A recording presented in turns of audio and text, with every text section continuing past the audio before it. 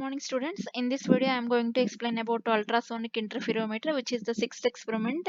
We are having a good working condition equipment in our lab.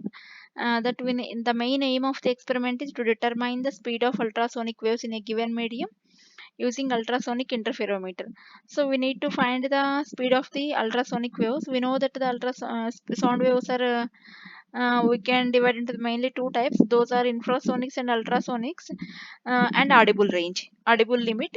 That infrasonics is nothing but the frequency which are having less than 20 hertz.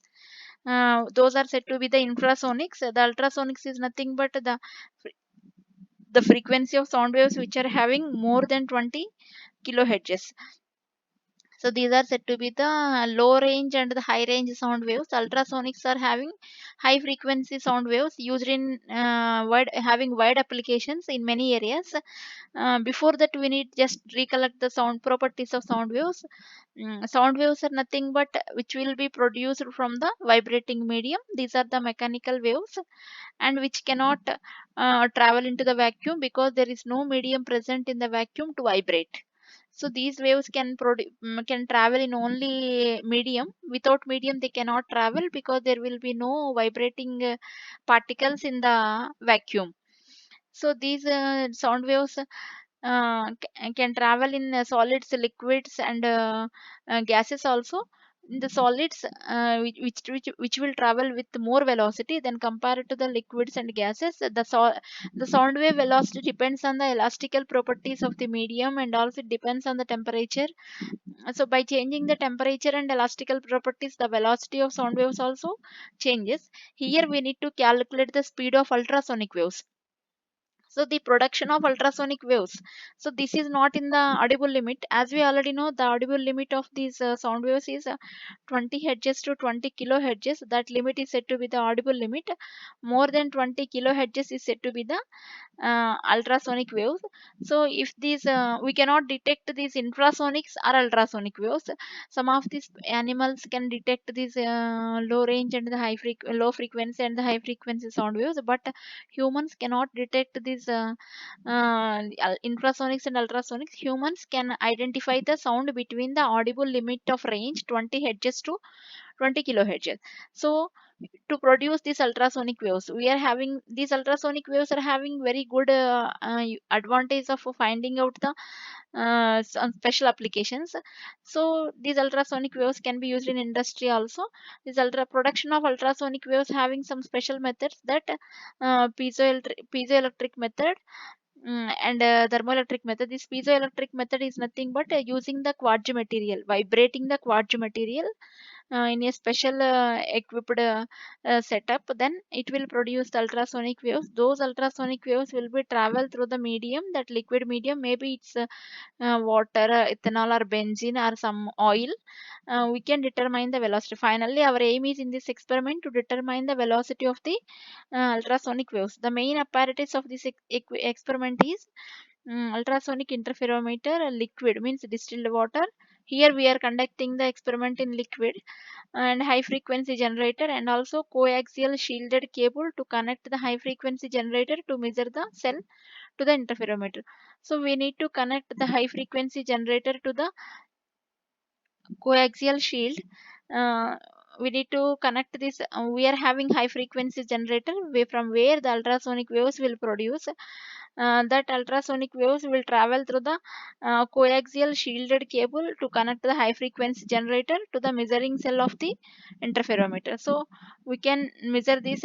Measuring cell of the interferometer can be identified, and after that, this is the diagram of the our ultrasonic interferometer. Mainly we are having micrometer, and after that we are having quartz cell. Here reflector, experimental liquid we can fill here by removing that screw. Here screw is there, the constant temperature water bath, and also quartz cell. Here we are having mainly same equipment we are having. So here a quartz cell is there. What we will do, we will connect to the high frequency generator. This quartz will start vibrating, which will produce the ultrasonic waves. Those ultrasonic waves will travel in this liquid medium. Here the liquid medium is there, and the distance, it will produce the stationary waves. We know that the stationary waves are having nodes and antinodes. When these ultrasonic waves will travel in this liquid medium, will produce the stationary waves.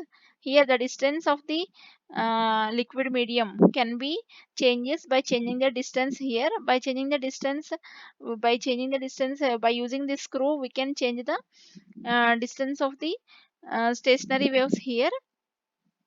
Here the stationary waves, the ultrasonic waves can be travel through this medium and will produce the stationary waves. The formation of nodes and antinodes can be identified and can be changing by this distance using the micrometer. Using the micrometer screw, we'll see the tabular column first, and after that we'll go for this how to draw that graph also. So what we have to do, we have to just switch on the equipment. It's already inbuilt quartz cell is there. We need to fill the water liquid in that tank where the water will be present. In that tank we have to fill the water, and after that we have to just switch on the circuit and connect to the high frequency generator and quartz cell unit. And when we connect this high frequency generator to the quartz cell, then what will happen here? Here what will happen, the micrometer reading is there. When we change the micrometer distance, so the micrometer distance is can be changed. Here the micrometer number of deflections can be, number of deflections while changing the micrometer reading. We can change the number of deflections present in that. Number of deflections can be identified. So by changing the micrometer reading, d is the distance between the two scales, that is d1 and d2. That can be identified by changing the distance when the deflection will come. If you change the distance between the one end to another end, the nodes and antinodes will change. With that, the deflection, we can observe the deflection in the meter. When you observe the diffraction, so for every three deflections, we can note down the micrometer reading, initial reading, and where you get the deflection. Initial reading is D1, where you get the deflection is taken as the D2. So that is for three deflections. After that, six deflections, nine deflections, like that.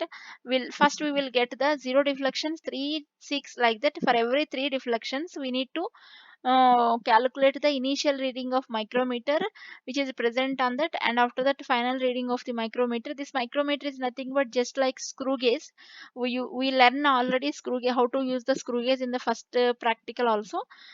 Using the screw gauge, we can change the, by changing the main scale reading and the pitch scale reading, we can identify the changes in the nodes and antinodes present in the liquid of ultrasonic waves which are generated using the quartz material. Here that deflections can be easily identified from here.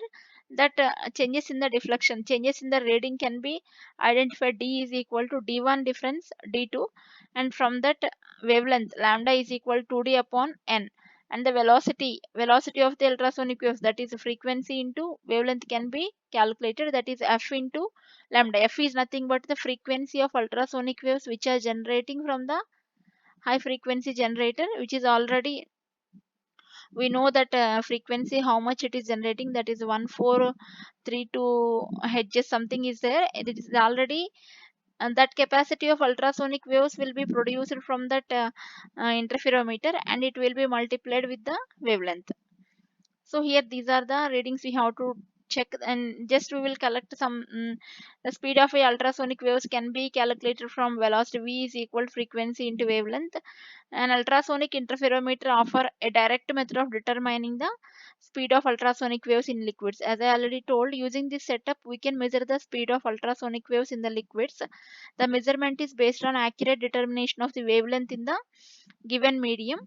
So ultrasonic waves of known frequency are produced by the quartz crystal. We know the frequency of the ultrasonic waves which are generating from the quartz waves.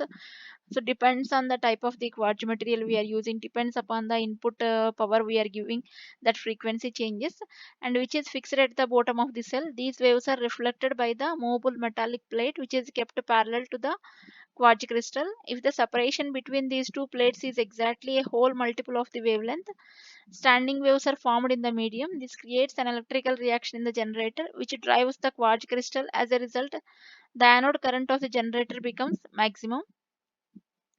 if the distance is increased or decreased by lambda by 2 or a multiple of it, if a anode current becomes maximum, the velocity of ultrasonic waves can be calculated from the knowledge of the wavelength by measuring the wavelength only. V is equal to the velocity of ultrasonic waves is equal to frequency into wavelength. So we need to calculate only wavelength. That can be identified from the graph. We will check the graph also. We'll discuss first formula. The velocity of ultrasonic. This is the basic formula from the wave mechanics. That is velocity of ultrasonic waves is equal to frequency into wavelength. The frequency is known value from that interferometer, and lambda can be calculated from the graph. I will say that how to calculate using the graph. Lambda is equal to wavelength of light, that is 2d upon n. So here V is equal to f into lambda. V is the speed of ultrasonic waves, f is the frequency of wave, and lambda is the wavelength of wave, that is 2d upon n. D is the distance of reflector plate from the quartz crystal plate. N is the number of deflections in the emitter when the reflector plate moves through the distance d. So as I told, the procedure is same, that insert the cell in the square base socket and clamp it with the help of screw provided on one of its sides.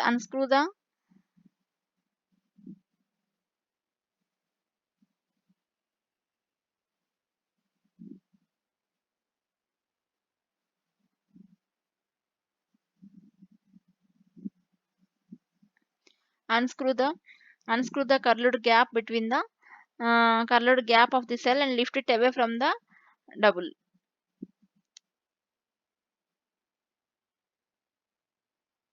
So this is the main procedure we need to understand.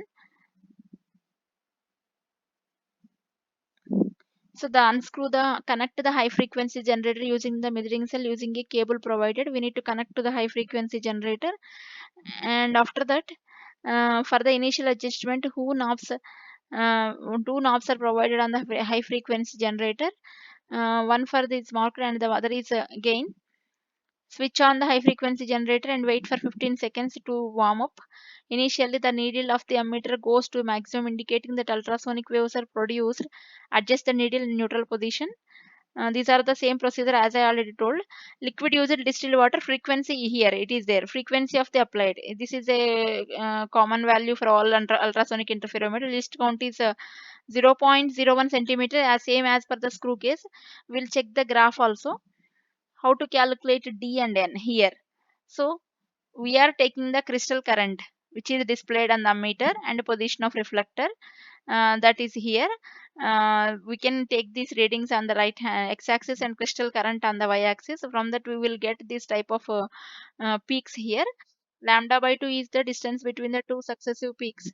So from that we can calculate the lambda by 2. From that we can calculate lambda and we can substitute in the formula, that is velocity is equal to frequency into wavelength. Wavelength can be calculated from the graph. If you take the readings from the tabular column, crystal current is on y-axis, position of reflector on x-axis, and draw this graph, and from that we can directly measure the wavelength. That wavelength can be substitute in the formula, that is frequency into wavelength. Frequency is known value, wavelength is calculated from this graph, and substitute in the formula we can get the wave velocity of ultrasonic waves in meters per seconds. Thank you so much. This is the sixth experiment. We'll go for the next experiment in the next lecture. Thank you.